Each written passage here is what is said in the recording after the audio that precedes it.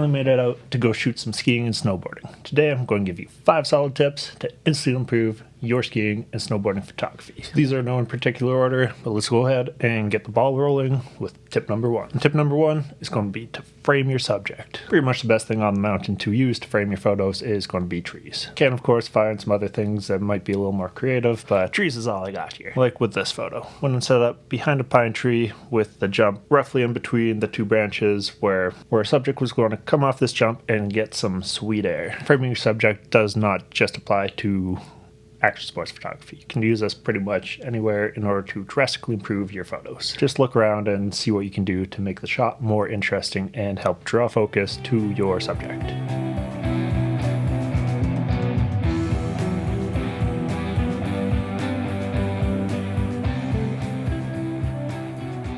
Tip number 2. Your shutter speed is absolutely everything when it comes to action sport photography. If you do not have the right shutter speed, your photos are going to look like trash.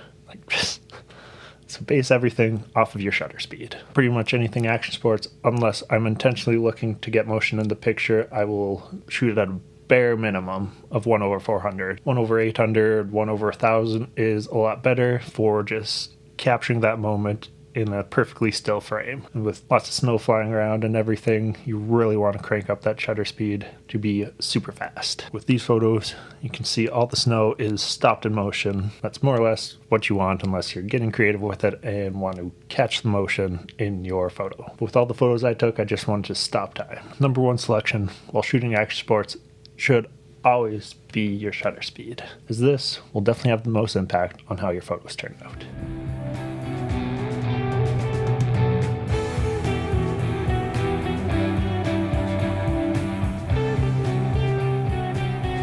Tip number 3, bright colors definitely help your subjects pop off the mountain. One of the subjects did have a nice, relatively bright blue coat and a bright orange helmet, which drastically helps him pop off the snow. If you wear all black and get in the trees, it's kind of hard to distinguish you between the trees and the snow, and you just kind of blend in a little bit more. Whereas if you wear really bright colors, it really helps you stand out from the snow and the surrounding trees if there are trees in your photos. Pretty much everything when you're skiing and snowboarding is either white or a pretty dark shade of green. Pretty much anything other than black or white is your best bet when it comes to shooting skiing photography. Let's take these 2 photos here. I have the bright blue and the bright orange in pretty much the exact same position as our second subject, who is in completely black. Easy to see which one is really popping out of the photo quite a bit more. So yeah, colors drastically help when you are taking photos.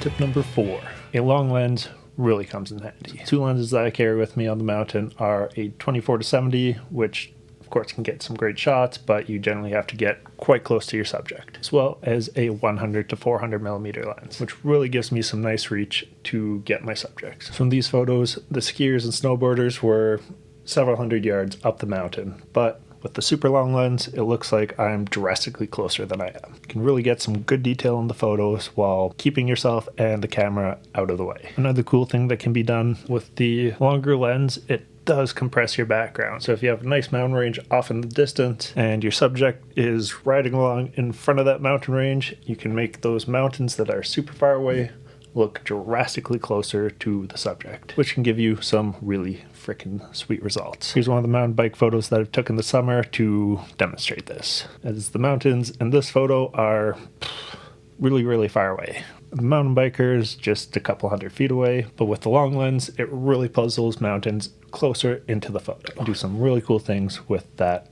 telephoto lens.